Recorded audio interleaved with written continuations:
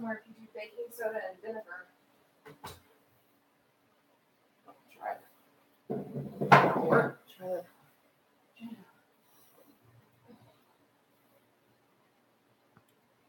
What's up? What's up? Can you guys hear me okay?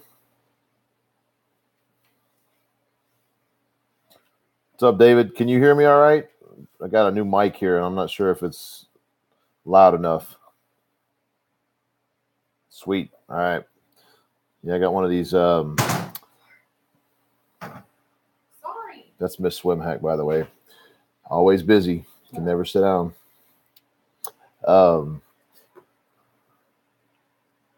All right. Yeah, I got one of these new mics that I use for my voiceovers because obviously there's a lot of background sound and wind, and I'm pretty much always sweating and hot, even though I keep my house at like 70, so I can keep a fan on me. So I've got a fan blowing on me right now. But anyways, I figured I'd open up. I thought I might do a weekly Q&A in addition to the weekly recaps for my training. So if there's anything specific that you guys have questions on, then I can address those. Any kind of comments or concerns, anything like that.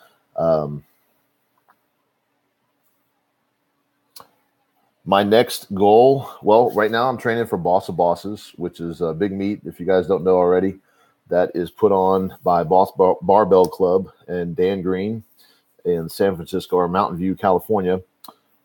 They typically invite pretty elite lifters on the invite day only.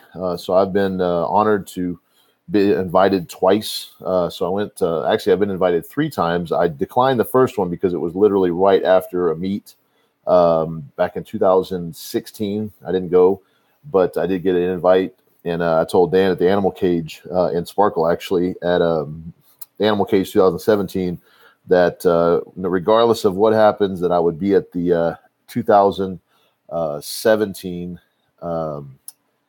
Boss Barbell Club Boss of Bosses. So I went last year, and so obviously did pretty good. I didn't do as well as I'd like, but it was after I had done a meet, so I was a little bit tired. But this time I'm actually training for the meet. It's not a side thought. And so this will be my 3rd invite, but 2nd time going to Boss of Bosses. The goal is the 2100 that I left on the table at the last meet for a full meet. And I am looking to do a meet. I think we're still working on some details, so I don't want to let anything out just yet. But there is a group of about 14 of us that are going to be looking to put together a pretty sizable bench buy-in meet. So we're basically, you got to open up with 600 or more on bench to be basically considered for the meet. So really, if we got everybody that can do it, we'd have about 14 people. If we don't, we'll probably have about 5 or 6, but we'll let that out as soon as all the details are ironed out. Pretty much all the biggest benches in the world right now are kind of conversing about doing a meet like this early in 2019. So, and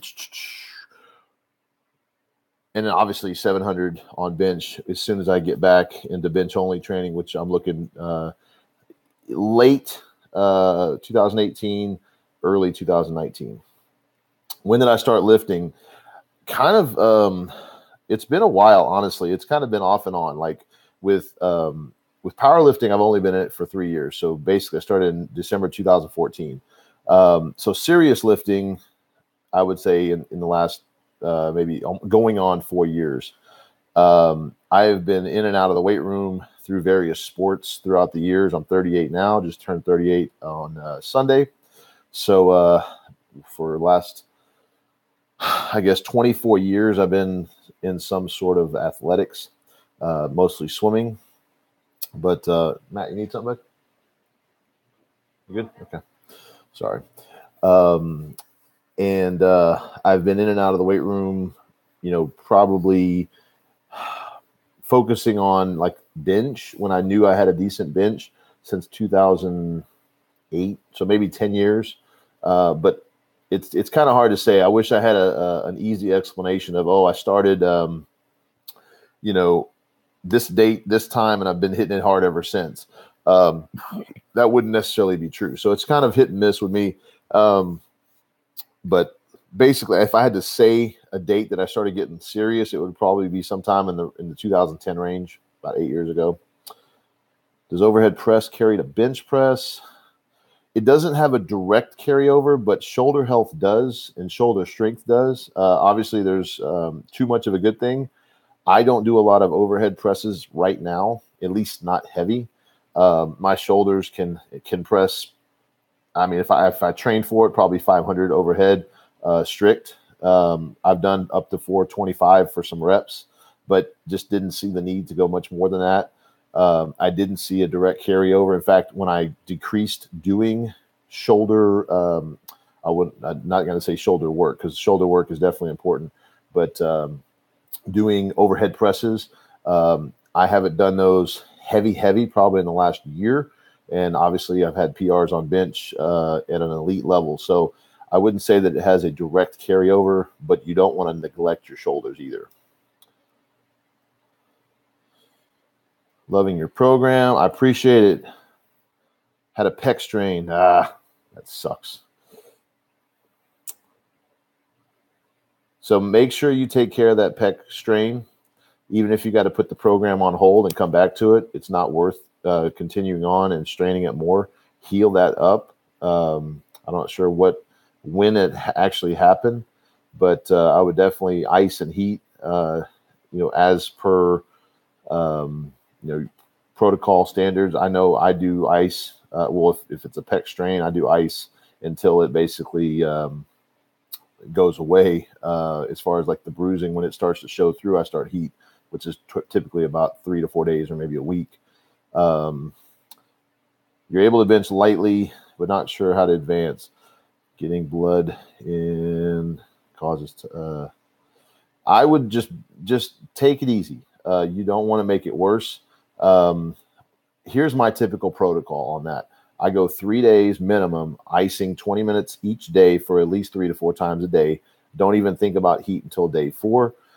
Once you start heat and basically keeping that on about the same amount of time as the ice, so 2 to 3 times a day, 20 minutes or so each time. Some light stretching. So in other words, just kind of, just light. I mean, that's really what I'm talking about. I'm not talking about big, like grab the wall and freaking try to pull it down kind of stretching. And when it doesn't hurt, you can stretch a little more. Maybe by day 5, if it's not serious, maybe get under a barbell. Or actually, I would try push-ups first, just body weight if you can, and do a couple of those. If you're able to do push-ups, I mean, because, I know some guys that can bench, 135-ish, but they can't obviously do a push-up if they weigh 200 pounds. But I would assume you could do some push-ups, and when you're able to do that, full range, even maybe do some wide grip push-ups, go under the barbell, try that with no weight, and then work up very slowly over the next few days. If anything is tight or causes pain, back off, maybe put some more heat on it for a few more days, and then try it again until it's good to go. If it doesn't seem to get better, then I would back off completely and just leave it alone with any kind of weighted stuff for another couple of weeks if you have to. I've never had it go that far, but I'm not opposed to doing that if I need to. How far do beginner gains carry your bench when you quite far, actually, David. My beginner gains, when I stopped swimming in 2005, my bench was about 300. I weighed about 180, 190 pounds soaking wet. I actually got in the weight room because I stopped swimming for about 6 months and I started getting fat. I didn't even touch weights during that time. I didn't care to work out. I was happy to not be swimming 6 and 7 hours a day, and got up to about 270 because I was used to eating so much during swimming that was burning off. I wasn't burning off those calories anymore. And so when I got to the weight room, I knew my bench was about 300. Now, I didn't just start benching 300 again. Obviously, I was doing 225 for reps, and I started actually looking at playing football. And so I was doing a lot of 225 rep tests. My rep tests got up to about 45 or so. And of course, during that time, I wanted to get bigger and I didn't want to get fatter. So I used that time to actually do a lot of mass building. And the only way I knew how to build mass was just to eat what I would normally eat when I was swimming, But instead of burning it off in the pool, I was basically fueling muscles that I needed in the weight room to build up in the weight room. So it was just kind of a natural progression. I have kind of a little note that I keep here that I remember all the time. It's basically my gym lifts. And so in 2005, I was 300 pounds. By 2008, so it took me a couple years, I got up to 400, 405. 2009, I went to 455. March of 2010, I went 500 one month, and then the very next, no, I'm sorry, not the next month. It took me a year from 2010 to 2011 to get to 525. And then 2012, I went 530, and I made some huge gains in 2012. I went from 530 to 605 in a little bit over, or a little bit under, I'm sorry, a year. And that was when I posted up a video on YouTube. You actually still go back and look at it. And when I did my first competition, it was not until 2 years later. I had actually taken some time off, gotten a little fat, gotten a little ugly, and still ugly, but went and wanted to put my official numbers up. And that's when I got hooked into powerlifting. My first meet, I did 474. 2016, I went 590. That was at the LA Fit Expo against Leroy Walker. It wasn't until 10 months later that I finally broke 600. And when I did it, I went 612, went 611.8. That was at body weight of 273. It was not until, that's when it was basically disqualified because I was doing a full meet at that time. I didn't get the deadlift because I had pulled something in my side and didn't even get the opener. And I ended up going about a month later at body weight of 290. I went 633. Then I took some time off, went back to training, broke everything down, and went in July of 2017. That's when I went 661, chasing after Hornstra's all-time record at 675. This was a body weight of 266. Then my next major milestone was February of this last year, where I went 672. So as you can see, I've had kind of a roller coaster ride with bench, and I've seen a lot of different things during it, but there's really not a steady decline or incline in my progression on a day-to-day basis. It's really just been kind of take a little bit in spurts. And now that I'm actually focused on it, which I really can say in the last year or so, I've really started to focus on bench. So as scary as that may seem, it's pretty exciting as well, because now I know what to do to train. I know how to train. I know what I need to dedicate to it. And I'm really looking forward to smashing some heavy weight on bench. But I would say the beginner gains, back to your original question, David, took me upwards of 500 easily. And my natural bench, genetic God-given talent for bench takes me above 500. When I started to work on it, and this is non-supplement, non-steroid, all this stuff, it took me up to 600 very, very easily. And actually kind of to address this as well, a lot of guys that will start working out in the beginning and they're chasing after those beginner gains, when they start getting hurt, it's either because they're making bad training choices or their tendons and ligaments just can't keep up. Well, because of my background in swimming for 15 plus years, my triceps were bulletproof. They still are. That's why I can lock out almost 900 pounds and not have an issue. My triceps heal very, very quick. I'm used to packing on muscles in that area and packing on muscle in that area and it not being an issue of joints and tendons breaking down, because I've got that underlying training from years and years and years of experience with that. It's not like I just hopped in the weight room with no training whatsoever in other sports. And so it carried over very, very, very, very well. Tricep dominant, Connor, with bench. Activate more pec in the movement. Well, I mean, to activate more pec, you've got to start with not being as close grip. It's hard to activate your pecs to their ability or their maximum ability if you're not going closer, or if you're not going a little bit wider. So maybe scoot your hands out if you're wanting to activate more pecs. I won't, because I know that even though I could activate more pec, I'm not looking to build pecs or build pec strength. I am looking to utilize my personal strengths. So I'm looking to do the most weight, the easiest way I can, and that's what I do. But I'm assuming, just according to your question, it could be a lot of things. You want to build more pec mass, then you definitely want to go a little wider on those. You're 20 years old. How should you get started? Find a good gym. Go at least 3 times a week to the gym. I don't say bench 3 times a week.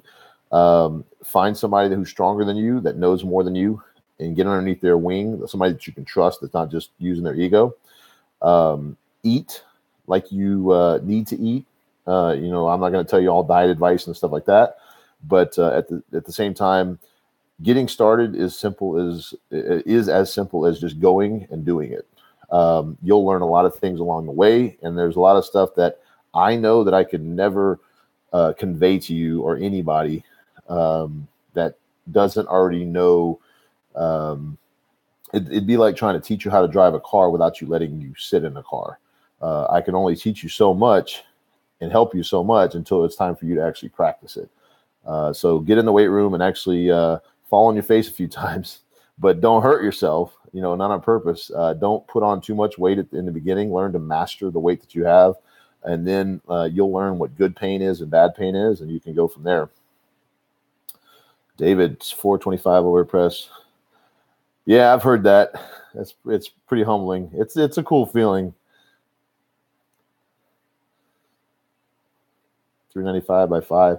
I've seen some pretty strict presses out there. At the top of my head, I can't name anybody, but I mean, just a few of the big powerlifters. Obviously, they can do some pretty good stuff, and not to mention the strongmen out there. It's opinion on Jefferson deadlifts and other unorthodox exercises. Well, in a nutshell, I am for anything that allows you to make progress, steady progress, and with little or no injury. Obviously it's hard to prevent injuries all over the place, but I am not going to be one to discount exercises, especially if I haven't used them. But then again, something might work for me that might not work for you, maybe right now, but in 2 years or 6 months, it might apply to you a little better. So I'm all for trying something once just to see, if it would work for me or if it's something that I can incorporate in my training. But I don't have really an opinion on Jefferson deadlifts necessarily or anything specific. There's certain types of rowing movements that I like more than others, but it might be because I have a deadlift day at the end of the week versus like before squats. Some people might have squat and deadlift back to back. In my back, I like it to be pretty much fresh, so I don't do certain rowing movements that allow, I might do head supported rows versus what some would call pendulum rows or bent over rows, because it takes a little bit pressure off the lower back. How much protein a day? I don't really count. If I had to guess, I probably take in about 2 grams per pound of body weight. So 400 to 500 at least grams. I mean, I eat a lot of chicken and a lot of beef. Obviously drink a lot of milk, cheese, stuff like that. Genario, you bet, man. Hey, I hope you heal up. I'm sure you will. Just take your time with it. There's no rush. David, bench warm-up protocol is gold. Man, I can't claim that that's all mine. I can definitely say that everything up to the 315, 1 rep, rack, unrack, 3 speed, that's actually from Jeremy Hornstra, and it works quite well for me now, so I'm continuing to use it. But everything else, as far as the bands, the arm circles, stuff like that, that's all mine. I haven't seen anybody else do it. Not that I'm saying I invented it, but I've never seen anybody else do it, so I was not influenced by them. Insight on push-ups. Push-ups are a good way. Obviously, body weight, I am all for, because you can do them anywhere. You don't have to have a gym. You can do them in the hotel room if you're traveling. Probably will end up doing a few this weekend while I'm traveling a little bit, just to keep the the chest warm. I had to miss my light chest day this week, but that's a good way to get some volume in. Nothing crazy. Of course, I would be doing 100-pound dumbbells, so doing push-ups with 280 pounds of body weight is about the same. So I can get some volume in there. It's a great way to get a good pump. Getting some extra volume in that is low impact. It's not like you have a barbell over your face and you have lower chance for injury. It's a good way to get some more volume in, like I said. Tips for an intermediate bencher. Kind of the same that I gave up earlier. Let's see, who was that I gave that to?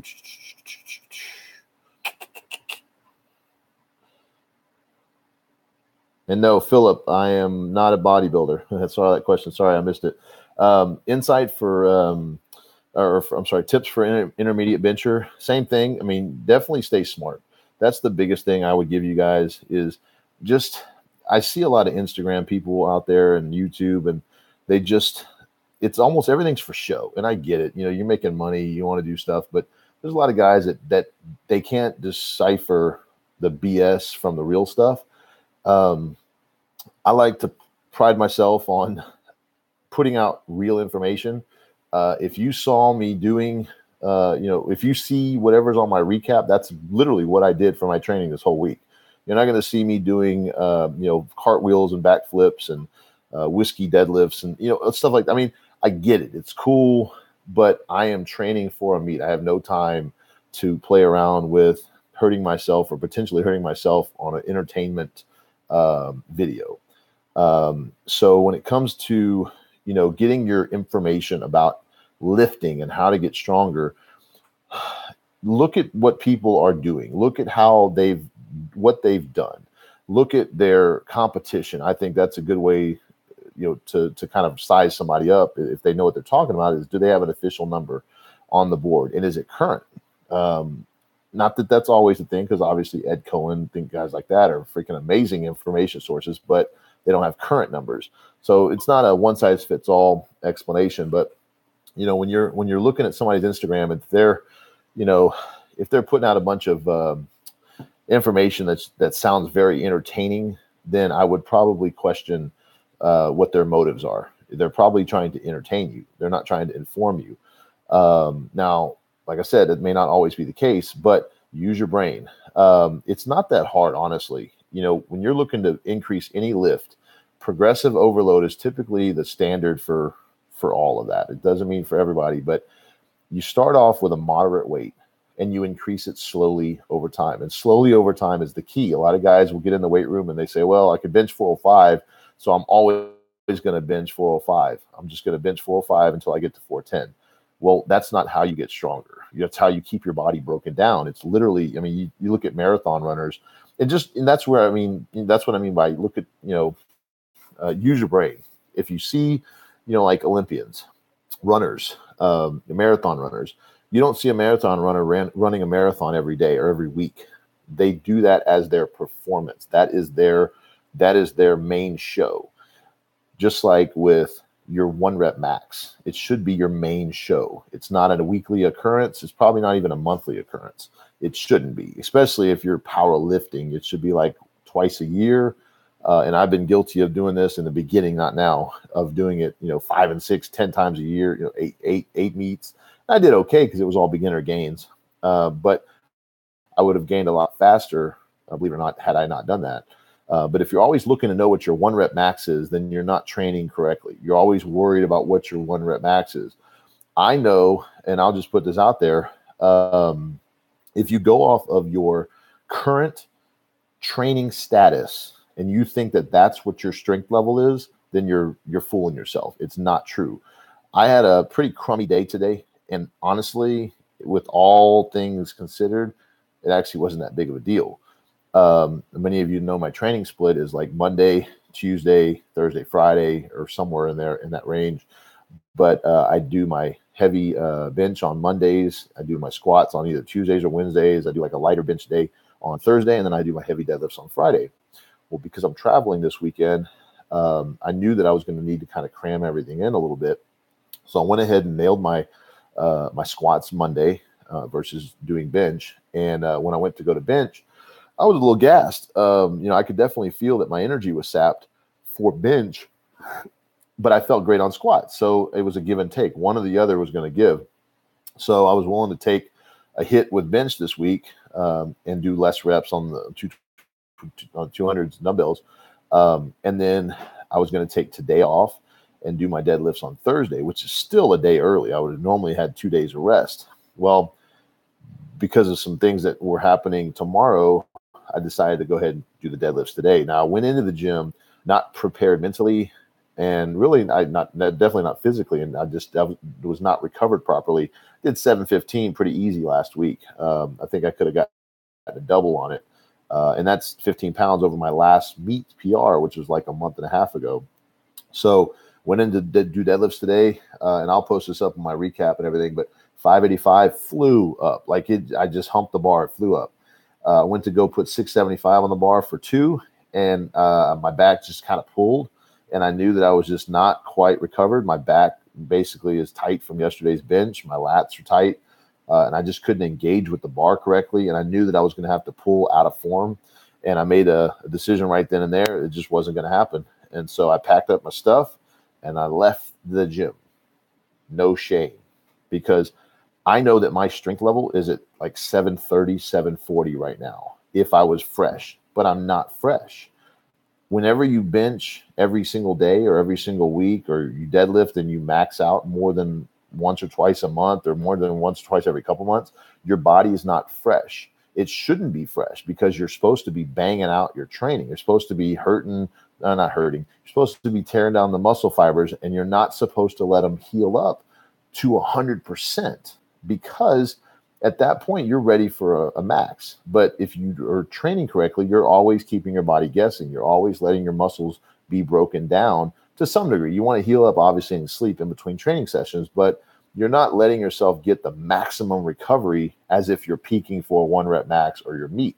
So if I went to the gym today, or if somebody went to the gym today and saw me fail on 675, they would instantly go, oh, that guy, he can't probably pull 650. He couldn't even get 675 on the floor. It's just a circumstance of this particular time frame that you're looking at. You got to zoom out and look at the bigger picture. And I think most guys in their training, they don't zoom out and look at the bigger picture. They want results now. Just like when you go on a diet, you want to see that 6-pack today. It's going to take you 6 months to a year. It's going to take you 6 months to a year to get a bigger lift in your bench, your squat, and your deadlift. You just got to be patient and be willing to work consistently and safely and easily come up with 5 or 10 pounds every so often, maybe every week, maybe every 3 weeks, maybe 5 pounds a month. But over a year, that's 60 pounds. If you increase your bench by 60 pounds in 1 year, you'd have to wait 1 year and be patient, but you would have a 465 bench if you have a 405 right now. That's not too snazzy. So that's what I would tell an intermediate or anybody lifter.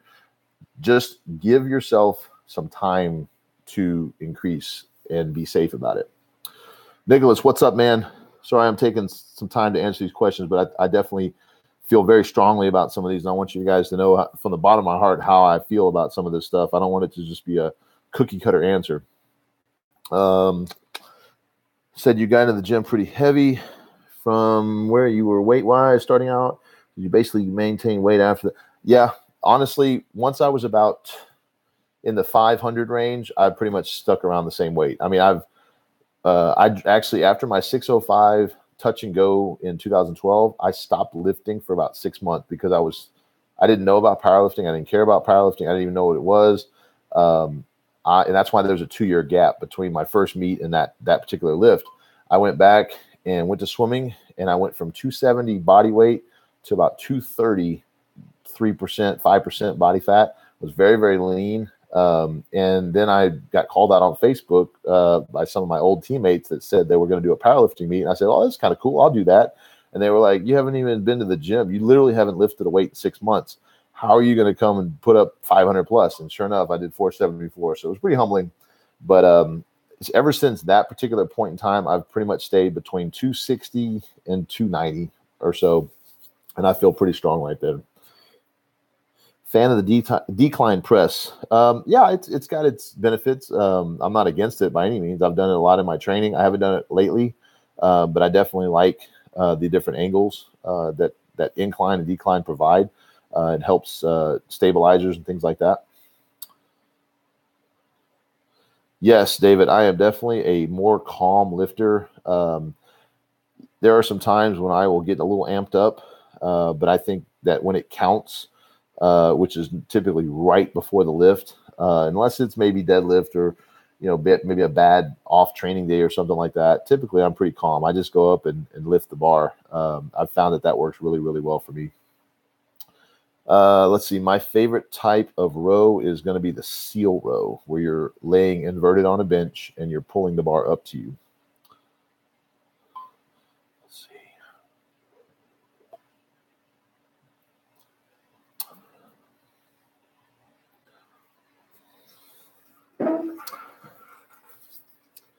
All right. So Hugo, hey man, when I do deadlifts or any other lower back exercises, I feel it all on my right side. Any advice? Are you sure that you're pretty unilateral? Like, are you? I'm trying to think. I'm assuming you're not leaning more on the right side or using more of your right side. I don't know. I've never really had that issue, lower back wise. When you do like GHRs or Romanian deadlifts, stiff leg deadlifts, things like that, can you isolate maybe the feeling and know if it's in the right side versus your left side? Is there a way that you can tell if your body's twisting at all? Sometimes you might not see it like in a mirror, but maybe if you had somebody else looking at you or put a video on you, I like to hear kind of what you're doing exactly. It might just be, I mean, honestly, it could just be something. I'm no doctor, but it could just be that your right side just feels it more, and it might just be in your head, or it could be something as odd as maybe your right leg or left leg is a little bit longer than the other, and you literally are off balance, and you just don't think you are because you don't see it. It's more common than you think, but I don't know if that would necessarily cause like any kind of pain or sensation on one side versus the other. Let's see. Favorite snack food? Well, I love sushi. I love cheese. I'm gonna be real honest. I like sharp cheddar, smoked Gouda on Ritz crackers. It doesn't take much to make me happy, but in fact, I ate like a whole freaking thing of cheese last night. Deep tissue massages, chiropractor visits. Yes, I do. Absolutely. And I definitely advocate for that because that definitely can take care of you and being in tune with your body, knowing, when you're sore, when it's a good thing, when you're sore, when it's a bad thing.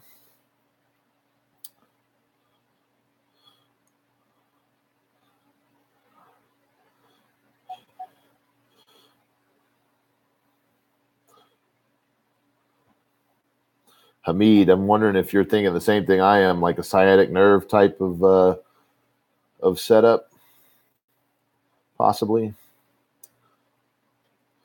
David, my favorite rep range is probably 5. Well, 3 to 5. 3 to 5 would probably be my favorite rep range.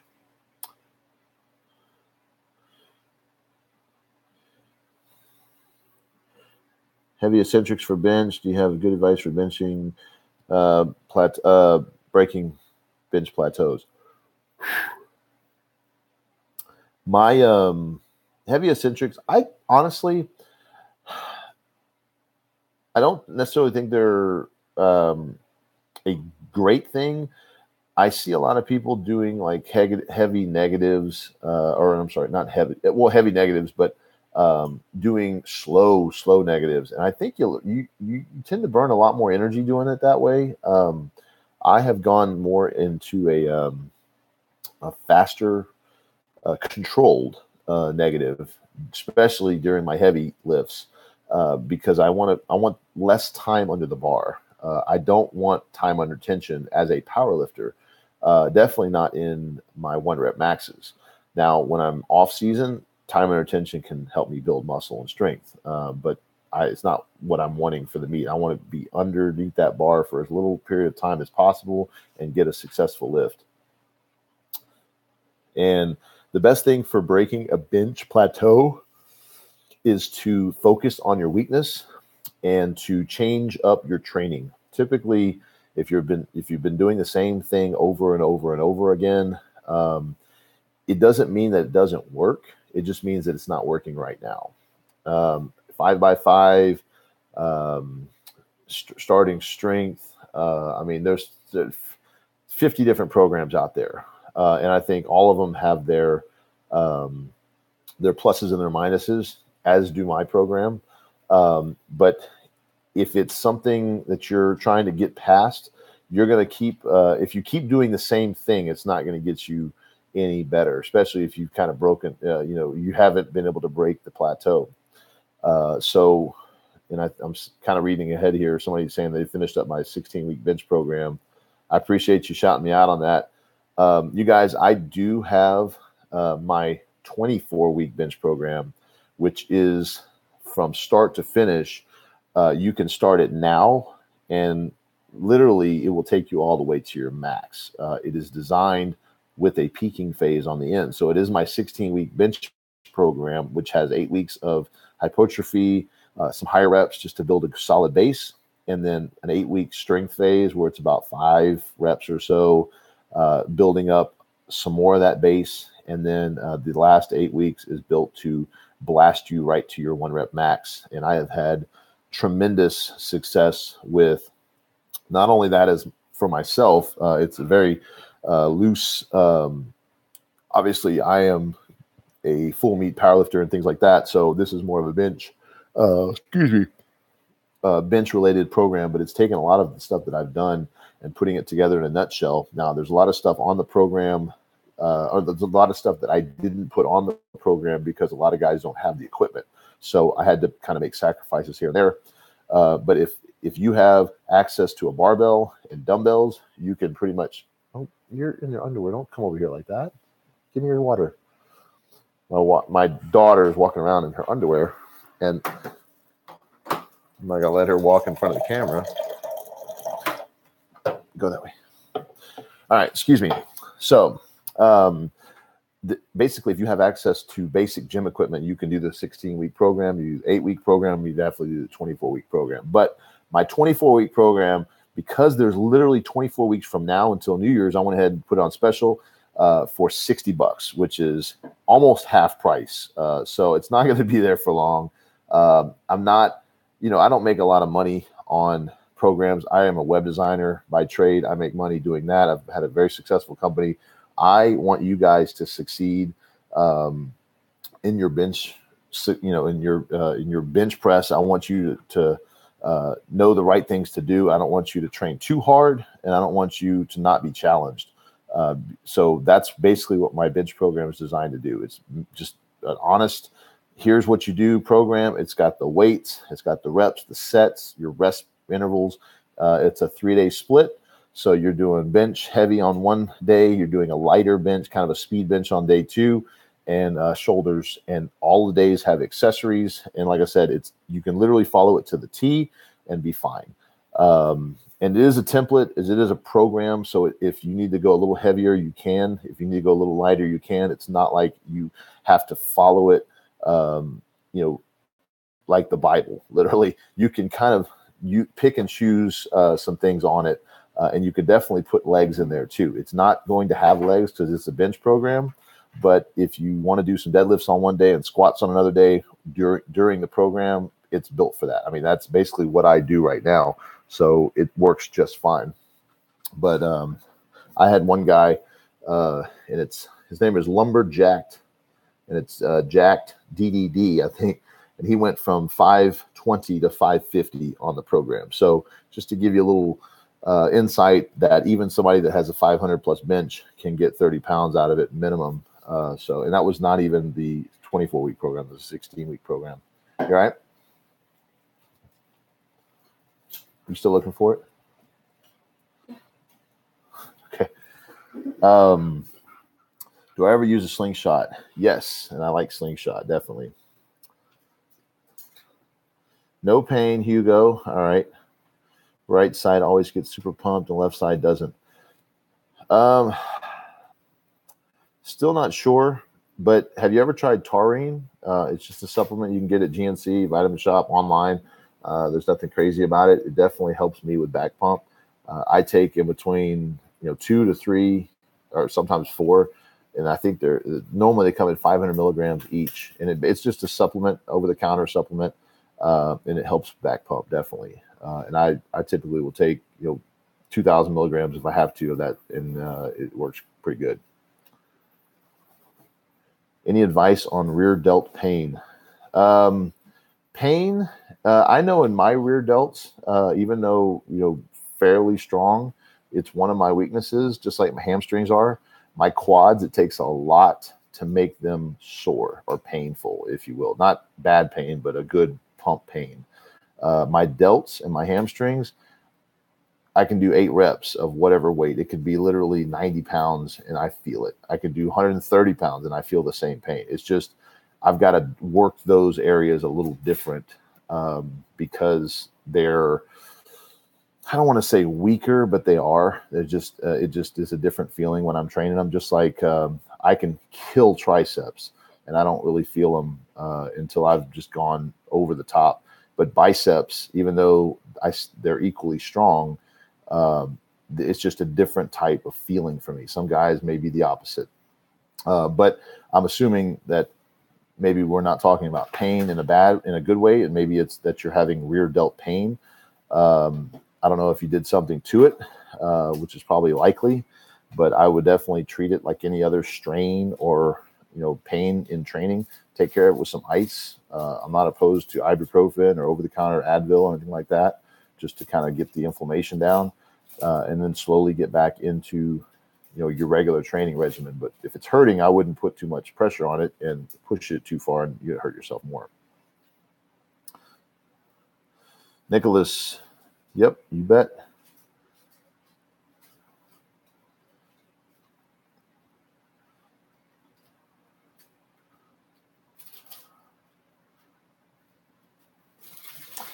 Well, and kind of to address your question, you were talking about it being foolish to cut or bulk. Here's the thing. If you're cutting extra fat, like let's say you're sitting around at, 220 and that 10%, or you could lose 10 pounds and still be just as strong because it's either water or it's just some extra fat loss. I have never had a problem with cutting 10% body weight, up to about 10% body weight. So, if you're trying to cut about 10 pounds or something like that, off just to look better, maybe for the summer or something like that, you can still get stronger and maintain strength with that kind of cut. It's the cut that most guys are like, oh, I want to go from 250 to 200 in a month. And that kind of cut, it's going to be almost impossible, probably impossible to keep strength or gaining strength while you're doing an extreme cut like that. That's why you don't see bodybuilders, cutting for shows and still trying to max out, because they know that their muscles are not going to be cut out for that. They're not being fueled properly. And as far as bulking, just because you're eating a bunch of extra calories doesn't make you stronger either. So I think a lot of guys, they think, oh, if I'm just going to go eat 16 cheeseburgers, then next week I can max out and I'll be healthy. It doesn't work that way. Hugo, you bet, man. Good luck.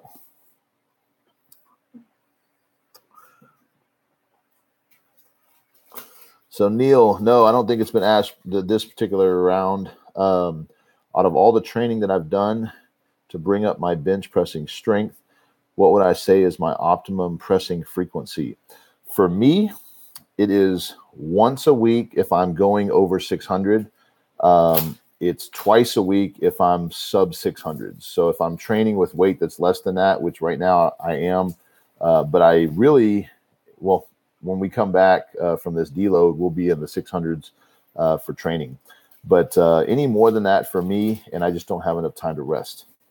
For beginning strength, 2 to 3 times a week is normally pretty good. I've got a lot of the guys, obviously on my bench program, it's twice a week bench, once on shoulders. So you're pressing 3 times a week, but you're bench pressing twice.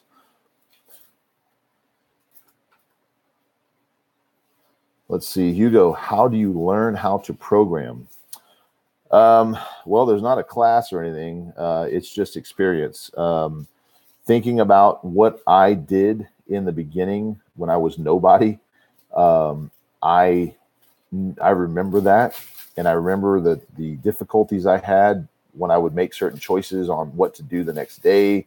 My instinct was always to go in and max out, because I didn't know any different. Every time I'd go to the gym, if my 1 rep max the last week was 450, then I would shoot for something higher, or as many as I could get, and go up as heavy as I could possibly get and call it a day. I didn't really worry about accessories, like, doing triceps or biceps or back, anything like that, any kind of flies, push-ups. I didn't do any of that. And then when I learned that actually helps me, then I started to formulate not only my own system, but then learning from other people and what works and what doesn't work for them, incorporating that in my own training, obviously working with a coach, working with other coaches, and just learning, and then putting that all together, and then taking my experience from my failures and my successes and putting that together into a package that I could say, look, if you just follow this, at least you'll be going down the right road. Now, what path you want to take is up to you, but this is in general how to build, like for my bench press program, if you follow this, you will get a bigger bench. And that's pretty cool that I can do that, but I wouldn't never thought about doing that. Well, for one, if I'd never gone through it, and two, if somebody hadn't said, hey, I know you don't sell programs, or I know you don't want to do coaching, but can you make this exception? And I went, you know what? I've had a couple people ask me this. I really don't like to coach. I really don't want to teach anybody. When I was a swimmer, I didn't want to coach people. I just didn't think that I was cut out for it. It's not something that I thought I would enjoy. And so I coached a couple people. One of my earliest clients did very, very well. And I was really surprised, because I thought surely I was going to sabotage this guy's training because I didn't know how to coach. Then I took on another one, and then another one, and another one.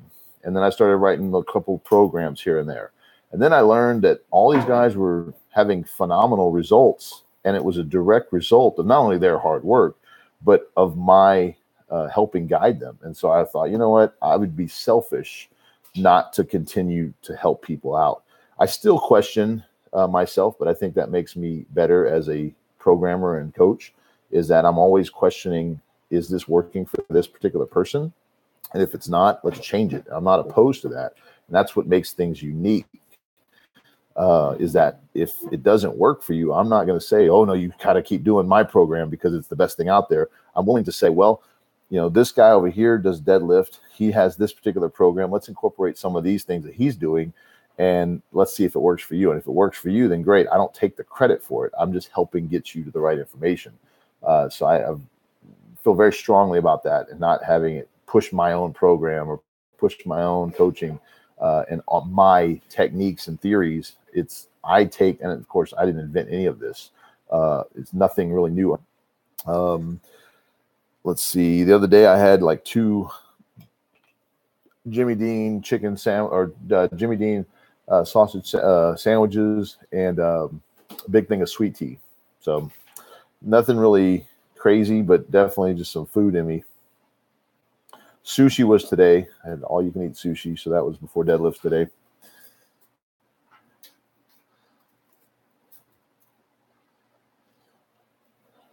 And honestly, yeah, I mean, here's the thing. Your body will waste energy digesting, but I think it's also timing. You can definitely, you don't want to eat 30 minutes before you work out, but an hour and a half, I think you're fine. And I've never had a problem with that. I have not tried Kodiak cakes.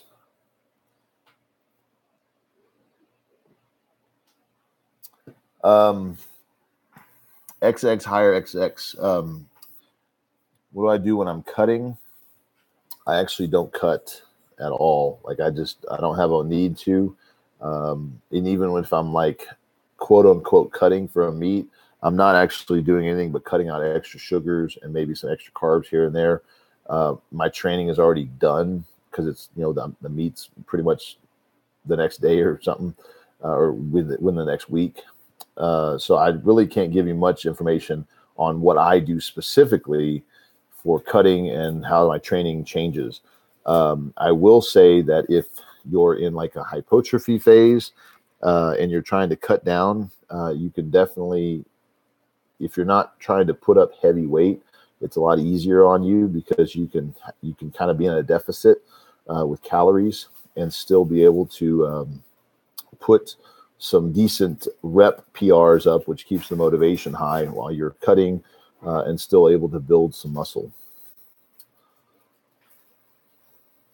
And my diet is pretty easy. I eat restaurant food a lot, honestly. So fajitas is kind of a staple in my diet. Mexican food, fajitas, rice and beans, cheese. I'm not opposed to eating hamburger and French fries. I like a lot of chicken sandwiches, pasta, things like that. Let's see, Ross, do I always use close grip or did I transition to it? I transitioned into it. And every time that I would get heavy, I typically would want to move closer. Off season, like after a meet, I would go in and start kind of working a little bit wider. And I found that every time I would get up, close to 6 or above, I would want to naturally move my grip in. And that's just kind of my body's way of telling me, hey, this is where you're stronger. So I went ahead and followed it.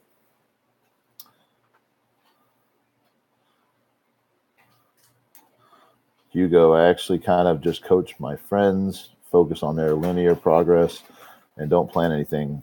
It's not rocket science. Every single person that I work with is different.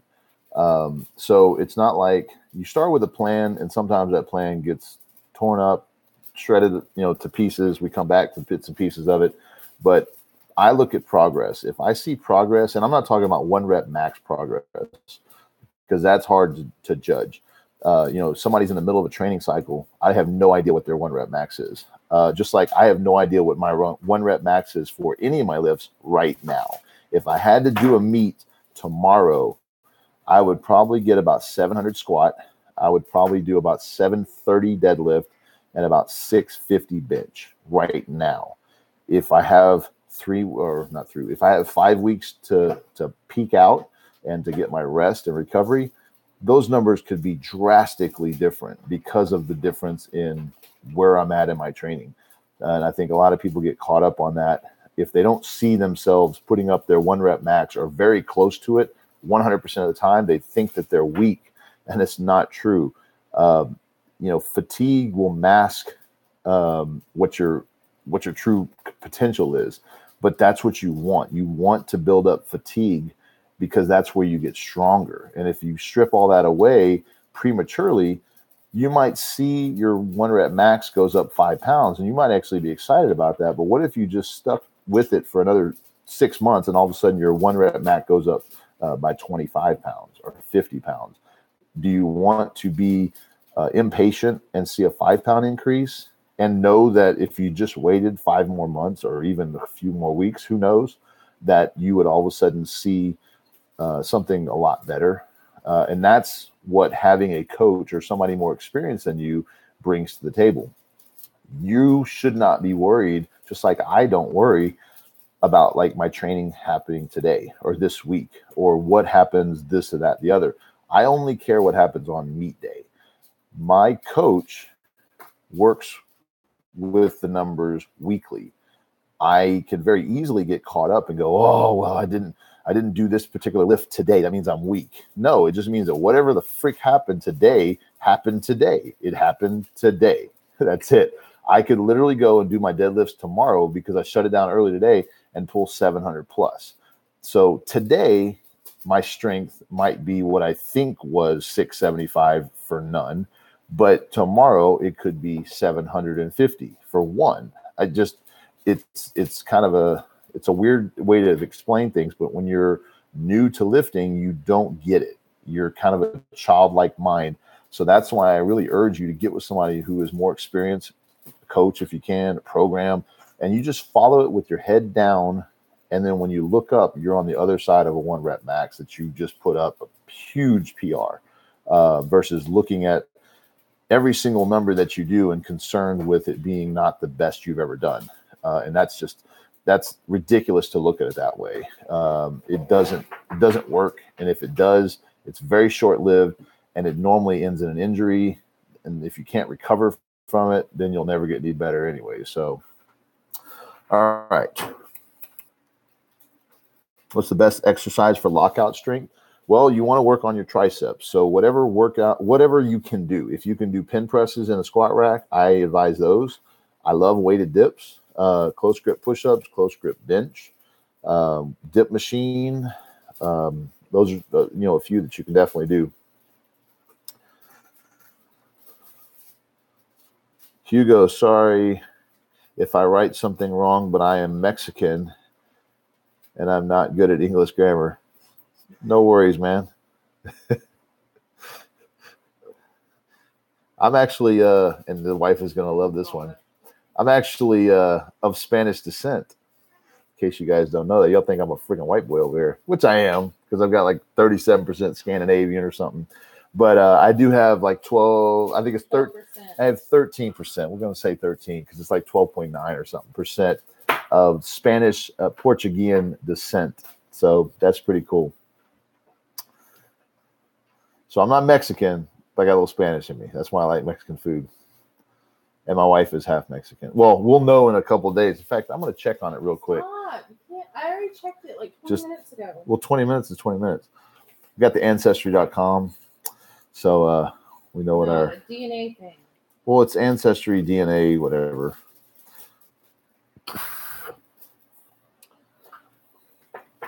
All right. So how often should I test my max on deadlift? Same as any lift. Honestly, test. And, if you're not competing, test it once every maybe 3 months. 3 months. That gives you 4 times a year, maybe every 4 months for 3 times a year. But don't make it your focus because if you're always testing something, you're never working on it. And in order to see a real result, it'd be like the equivalent of in class. You go, you're new to math class, 9th grade algebra, whatever, and you go in the first day and the teacher teaches just 15 minutes worth of math and then says, we're having a test. How many people are going to freaking fail that test and expect good results? So if you did a week's worth, you'd expect some better results, but still, that's not enough to really do like an end of the year test after a week. The end of the year test is meant to be end of the year for a whole year's worth of work. So think about things in that terminology, so you've got to put in a semester worth of work to get a semester's worth of results. So that, in fact, I'm going to keep that analogy because I think that works out pretty well. I have a hard time explaining that sometimes to people, but if you work 12 weeks, you're going to get 12 weeks worth of results. If you work 2 weeks, you're going to get 2 weeks worth of results. And the 2 weeks worth of results might not be anything close to your 1 rep max. But if you do 12 weeks of hard work and you taper the right way and strip off the fatigue, you might get 50 pounds. Who knows? I've seen it happen in my own training. And I've seen it happen in other people's training. But if I go and try to max out every day, I don't have enough time between the time that I max out the first time and the time I max out the second time to actually work and build up any kind of good numbers. I just see the same result of the last time. And it might be 5 pounds more. I might be discouraged. And I wonder why things aren't working. It's because I didn't work in between those 2 times. So X higher, thank you for your time. What I think, I appreciate you. I like progressive overload with submaximal weights. So basically, I am never training with more than about 90%, and that's normally not. It's more closer to 70 to 80% of my 1 rep max, 4 reps for extended periods of time, and I'm literally adding 5, maybe 10 pounds a week, until I get to the point to where I'm able to master that weight. Then I go up a little bit more. That's in a nutshell what I do for everything, including all accessories, all my main sets, all my lifts. Now, obviously, some accessories have higher reps ranges than others, but it's the same procedure. If I'm doing 10 reps this week on an accessory, I'll do 12 reps next week. Or if I keep the rep range the same, I just go up and weight a little bit. Something is going to increase typically every week, just a little bit, so that my body can acclimate to it. And over time, I get used to the weight, I get stronger, and it becomes easier. So then I have to increase something to get stronger for the next week. Same thing with maxes. That's where the submaximal weight comes in. If my max is 405, I work with 325 for some reps. Then I work with 350 for some reps. Then I work with 360 for some reps. And by the time I'm up to 390 for reps, my max is basically over 405. When I get to 405, I might be doing that for 3 or 4 reps. Well, obviously my max is 420, 430, whatever it is. When I start going to 2s and 1s, I might be at 450. But I won't know it unless I taper the right way.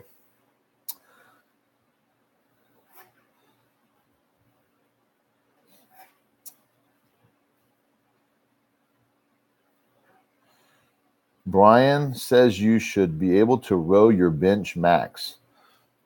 Well, here's the thing. This is going off of the idea that because you can press something should be the same muscles involved to row something, and it's not quite the same. It'd be like saying that you could it's honestly not the same. It's hard to even explain that. So it's not. I don't believe that's the same. So basically, what you're saying is because you can bench 400, you should be able to row 400.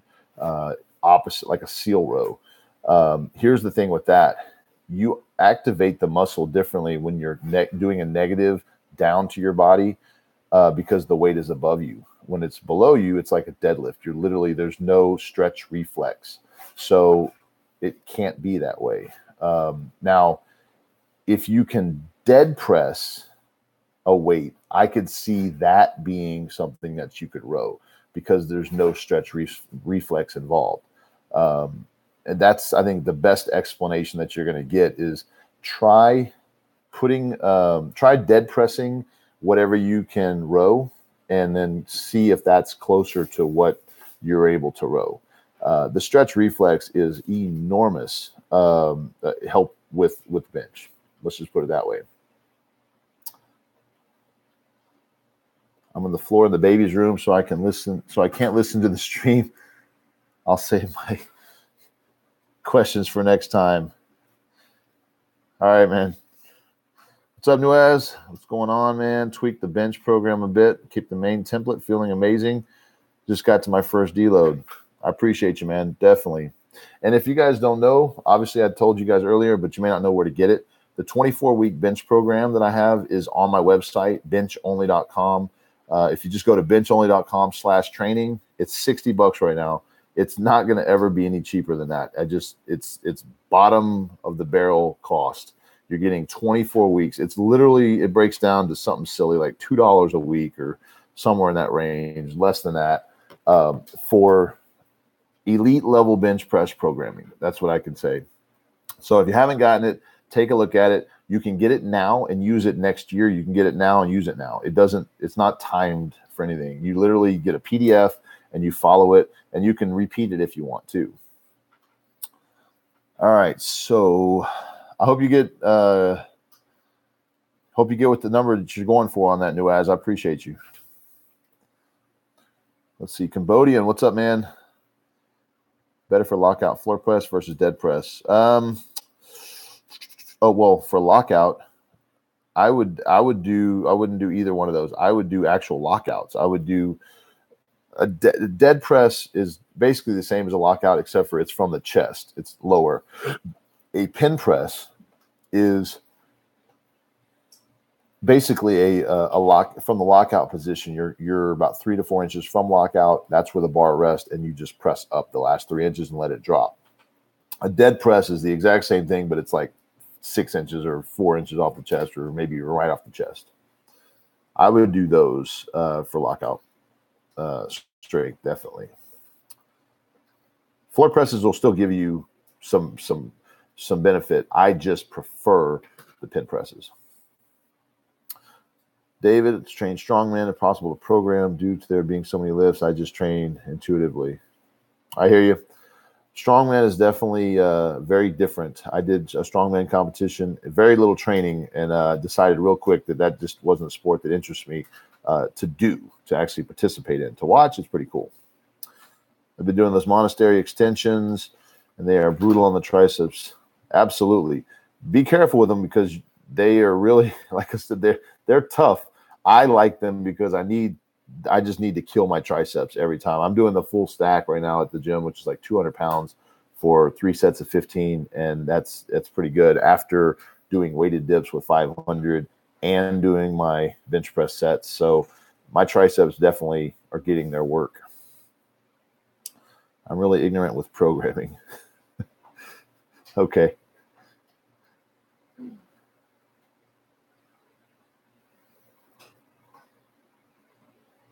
Patrick, I don't know if you heard me earlier, but dead press is from the bottom. Oh, I'm sorry. You're asking, do I like dead press? I like dead press better. Heavy dead, squats enough to build pretty strong abs. Yes, honestly. Core work that you're getting from deadlifts, from squats, from bench. I don't do any direct ab work. I don't have a very strict diet, and obviously I walk around with abs. So there's definitely something to. What? What?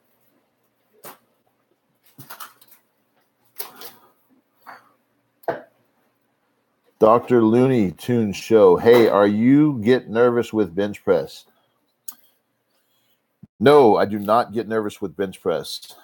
If I get nervous, it's before a competition, and that normally means I'm on to something pretty serious and pretty good. So I'm excited to be nervous. If I get nervous, it's a good thing, and I get fueled by that. In fact, I crave being nervous, but I don't get nervous in the way that you would think. I don't get scared of it. I don't get scared of any lift anymore because I'm smart about it. I don't go into being stupid, but I get a high from getting nervous, if you will, going in knowing that I'm about to smash a PR in any capacity, whether it be reps, whether it be on a freaking accessory day. Just hitting those 200s for reps first time ever was a pretty big rush, and that's a drug that kind of keeps on fueling. Chris, what's my thoughts on Windler's 531?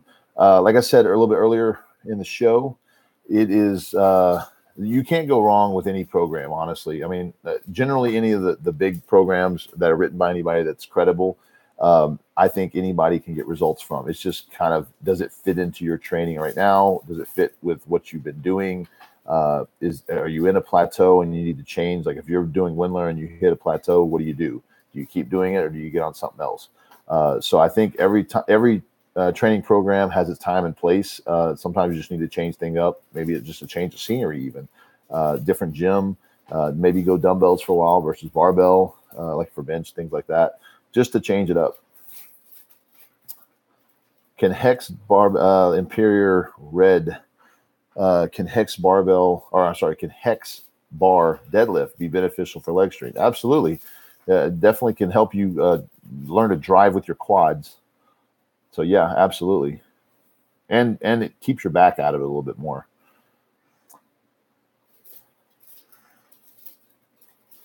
Good luck with that, new Az. I incorporated floor presses a couple years back until I was kind of introduced more to the pin presses, and I really like those more, so I do them. Plus, floor presses puts me in kind of a bind. I don't like having my elbows jammed between a barbell and the floor. It's a little unsafe for me, especially with the weights that I need to do. I don't want to have to drop the barbell on myself. I would much rather do most of my work in a squat rack where I'm safe. There's been a few times when I've had to bail on a weight, and I did not have any problems getting out from underneath it on my own with no spot. And I've, gotten, I don't want to say cheated, but I've cheated a lot of injury that way. And I prefer to take my chances on other things versus my life. Let's see. David Kazmaier said he believes a human being can bench 800 raw. Do you think that will ever be possible? I do. In fact, it's starting to be more believable, especially now that you've seen, obviously, Kirill go 738. Julius Maddox, my Jailhouse Strong teammate, his training is going pretty freaking unbelievable right now. If you haven't tuned into him, his Instagram is irregular_strength. He's sitting right at 585 for 7 easy reps. Next meet will be Boss of Bosses. He'll be going bench only, and he'll be training to actually peak for a meet later in the year. I honestly think he's going to be going 740, and he's going to break that record first. I'm obviously trying to chase down my 700, and I'd like to get up there and get on his heels as quickly as possible. But I think Julius honestly could get up there to 800 and be the first person to do it. So yeah, I definitely think it is possible. Having the mass to do it is definitely a benefit. For me, for somebody my size to do 800, I think that'd be pretty unrealistic, at least with today's thoughts and mental capacity to be able to harness that kind of that brain power to imagine that. But then again, if you would have said 700 10 years ago or 15 years ago, they wouldn't have been able to comprehend that either. So I never say anything is impossible, but I think in order to handle 800 safely without really, really hurting yourself, I think you'd have to have the mass in the 320 range. I think would be a good safe bet is that you'd have to be at least 315 to 320 to be able to handle that kind of weight. But, that's just my thoughts right now. It could be a lot less than that. Let's see. Cambodian powerlifter. Thanks for that. Specific rep ranges for pin presses. Yes, do them one at a time. Literally do one rep and let it rest. Take maybe 30 seconds and do another rep. You can do 5 to 10 reps on that, just each one being its own rep. I typically only do 3 to 5. And that's plenty because it's heavy enough that you don't want to do more than that. Sticking point is 3 to 4 inches. 3/4 of the way up. From lockout, set the pin lower or higher. Set it a little bit lower than your sticking point because your sticking point is what your perceived sticking point is. That's where the bar is looking like it's starting to slow down. But honestly, it started to slow down because you're weaker about an inch and a half lower than where that sticking point is. So go, if 3/4 up is like 8 inches, start the bar at 6 inches and go from there. Let's see. Do I need any direct bicep work if I do heavy rows? It's always good to throw in direct work for everything that's a perceived weakness. I do direct bicep work. I do one set. One set. I do one exercise a week for direct bicep work. Everything else is a combination or it's indirect bicep training with rows and things like that. But if you just like with triceps, I hit triceps all the time with close grip bench. But I do weighted dips and I do my tricep rope push downs. I do monastery extension. And so it's always good to hit it directly, but don't kill it directly. And I would not do your biceps the day before you do your deadlift, especially if you got an over under grip. And that's just to keep your biceps from being involved too much with the deadlift. Meet prep. How many days do you take off for a meet? I like 10 to 12 days with a full meet. I will probably go 7 to 9 days, 7 to 10 days, a little bit less. I find that it's weird. I know, but it seems like I need a little bit less for a full meet. I want to kind of get some, not heavy stuff, but I definitely want to get some lighter squats, 50% or so, the week before, literally right before I go in and do the meet, just so I'm fresh and my legs are really good to go. Let's see. How much do I think leg drive adds? Can't do it properly. Myself 5 to 10 pounds. Okay, so leg drive is one of these things where I'm going to go on the controversial side and say that leg drive is overrated. If you can, now obviously I'm going to correct that and say leg drive is overrated for me. I can take my legs off the ground and I could literally isolate my shoulders into a bench press without legs and I don't want to say, because I've never tried it and never will try it. I never go, above 600 with that, but I've lost my footing and still finished a lift. Let's just put it that way, upwards of 650. So if your shoulders are planted and they don't move and you're tight and your legs aren't driving, I think you can still survive the lift. Now, I think leg drive helps more with keeping your whole body rigid so that you can allow your shoulders and your pecs and your triceps to do the job that they need to do, which is to press the weight. Your legs aren't actually pressing the weight. They're not actually driving anything, because the motion of your legs pressing into the ground never transfers into energy into the bar. It just can't. But it can be perceived as that, because when you flex your legs, that moment that you're pressing, you feel like your whole body's pressing the weight. And honestly, it's not really. How often do I do incline bench? I don't actually do a lot of incline bench right now. Everything is flat. When I'm in the off season or when I'm kind of in a strength building phase, I'll hit incline bench or some sort of different variation of bench, either incline or decline, once a week, typically right after my main sets. And I go pretty moderately heavy, about 75% of whatever I'm doing on max bench, or main set of bench, not max bench. How much can I overhead deadlift? I don't quite know what that is. I can overhead press 425 for some reps. I can take a barbell that from the floor to over my head in a clean and press fashion. 365 is the heaviest I've ever done that.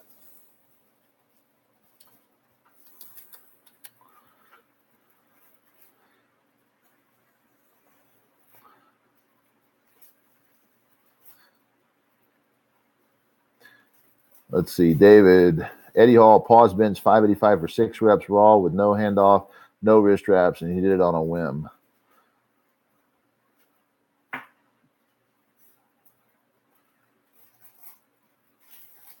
Okay. Yeah, I've seen that. I didn't know if that was a question or not.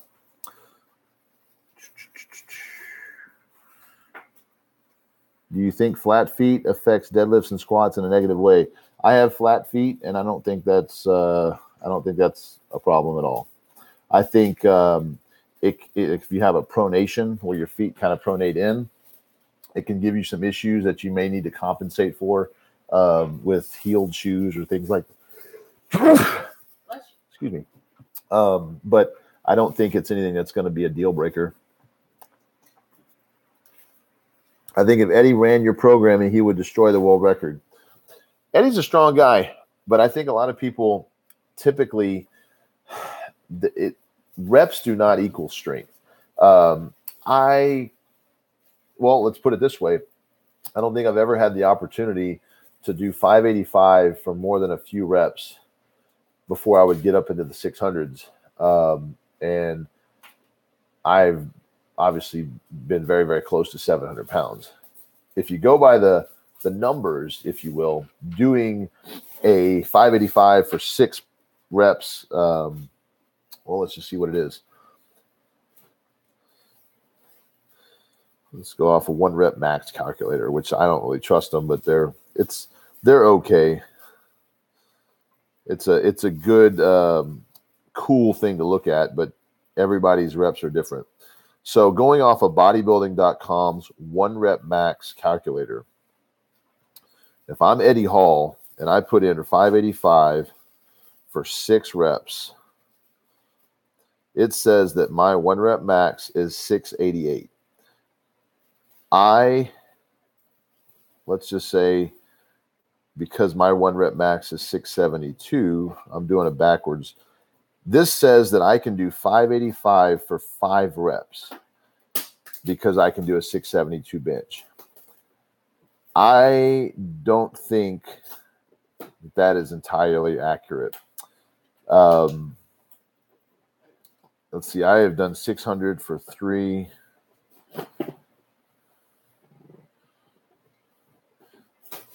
That's a 645 max. So yeah, this is definitely not accurate. So That's the thing. When you have reps, like that's, a guy with 225 for 60 reps doesn't mean you can bench 500. So I'm not discounting Eddie Hall's strength by any means, but 585 for 6 does not mean he could go for a world record. Doesn't even mean he could be close. He'd be 50 pounds less than a world record. But that's not saying that if he didn't train for 1 rep max, that he couldn't get up into the upper echelons of bench pressers. I think he could.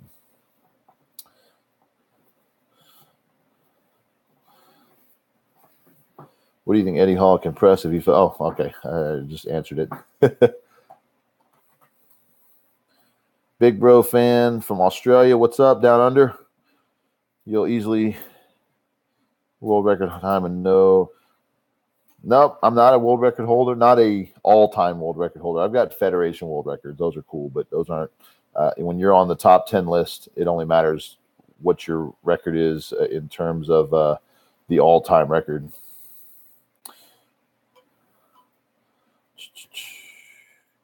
I think.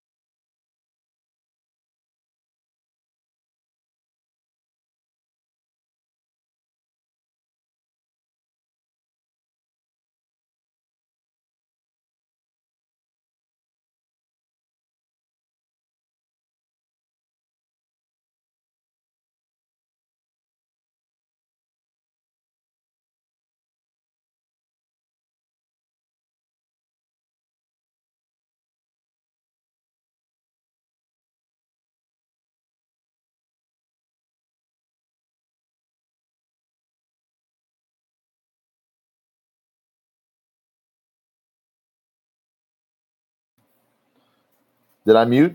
I muted myself. All right. Sorry, bud. All right. So, anyways, back to this. I got a few minutes left here. I wanted to plug my 24-week bench program again because it's probably not going to be on special next week, because this week we literally have 24 weeks until New Year's. And I know a lot of you guys like to do New Year's resolutions, and being a bigger bench presser would be a really cool thing. So since my 24-week bench program is 24 weeks long, I put it on special for $60. Get it while you can. I literally will just pull it down probably this weekend when I've feel like there's, I guess, 23 weeks left until the new year. But it's $60 right now. It's normally $99, and I think you guys could definitely benefit a lot from it if you're not on a program that's working for you, or if you reached a plateau. Like I said a little bit earlier, I've had a few guys. I haven't more than a few guys, but I've had a number of 500-pound bench pressers go to 550 from like 520 or 505.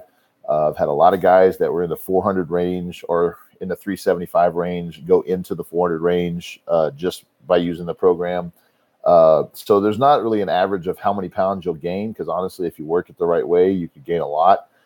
If you're, a 315 bencher, will it make you a 405 bencher? I don't want to say yes, but I've got one guy who's done it, and he is now at 405, clean pause rep.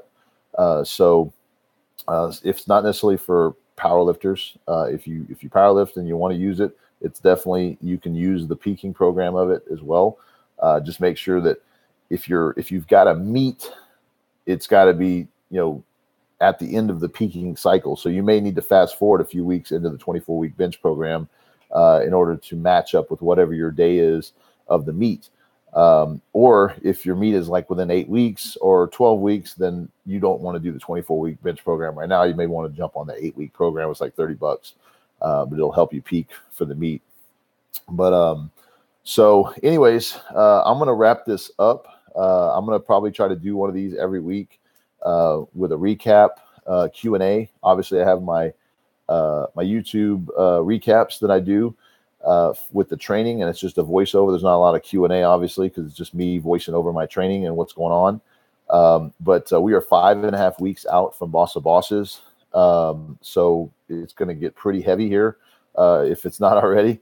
660 squat last week, this week, Monday, 200 for 10 reps, and then 200 for 11 reps, and then 200 for 10 reps on dumbbells, the 200-pound dumbbells this week. Today's training kind of went off. It was supposed to be 675 for 2, but last Friday it was 715 for 2 on deadlift. Last Wednesday it was 615 for 2 on squat, and then 200-pound dumbbells for 12 reps, and then another set at 200-pound dumbbells for 10 reps. So it's not quite heavy yet because obviously barbell bench has got to come back up, but I think we're looking at 600 the following week for that. I'm only looking to put up maybe about 660 in the full meet for bench. I'm going to let squat and deadlift take the front seat this go round just because it is a full meet, and I know that your bench can only carry you so far. If it means I got to give up 40 pounds on bench in order to get 120 or 130 pounds or more on either both the squat and deadlift or just one or the other, it's worth it for the sake of the total. But very shortly thereafter, I will be after that 700 bench. I'm looking forward to getting my energy back and being able to train pretty heavy on bench again. But anyways, check out benchonly.com. Got my shirts there, got my programs there. I do have a few coaching spots available, which are it's rare to have that open. But if you guys would be interested in some custom stuff, shoot me an email, swimhack@gmail.com, and we can definitely chat and see if you guys would be a candidate. But if I missed your question, I apologize. If it's definitely that important to you, and you'd like me to answer it, definitely shoot me an email, shoot me a message. You can find me on Instagram @swimhack, and appreciate you guys tuning in. And see you guys later.